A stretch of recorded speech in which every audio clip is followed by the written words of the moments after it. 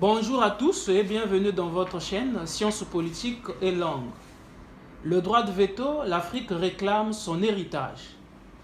Le droit de veto est le pouvoir que les États-Unis d'Amérique, la Russie, la Chine, l'Angleterre et la France ont hérité de la Seconde Guerre mondiale.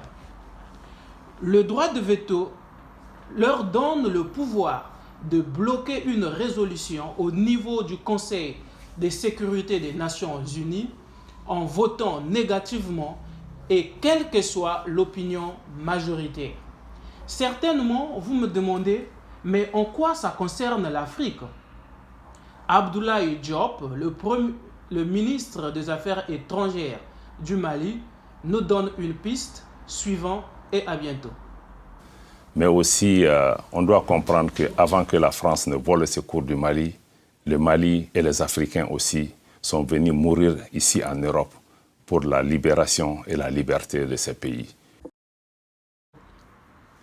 Nous avons tous incontestablement compris que l'Afrique a joué un rôle très important lors de la Seconde Guerre mondiale et du côté des alliés, c'est-à-dire des États-Unis d'Amérique, de la France, de la Russie et de la Chine. Mais la question que nous nous posons tous, pourquoi aucun pays africain n'a le droit de veto?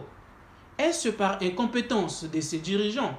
Non, car je crois que vous le saviez comme moi, que certains dirigeants africains sont excellents.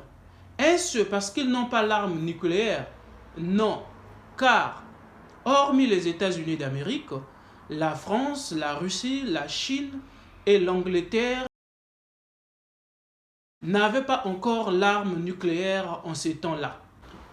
Mais alors, c'est quoi le problème? Le peuple conscient d'Afrique pense que c'est juste la mauvaise foi et le non-respect de ces 5 États vis-à-vis de l'Afrique.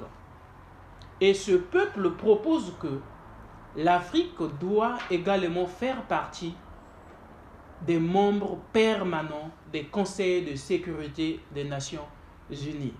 C'est-à-dire, dorénavant, on ne parlera plus de 5 membres seulement, mais plutôt de 6 membres. Et la solution est très simple.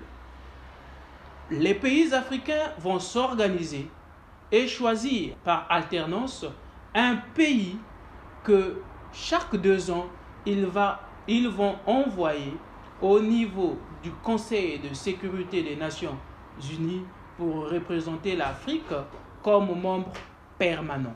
Merci pour votre aimable attention. Si vous avez aimé, n'hésitez pas de vous abonner, de liker, de cliquer sur la cloche de notification pour ne pas rater nos prochaines vidéos. On se dit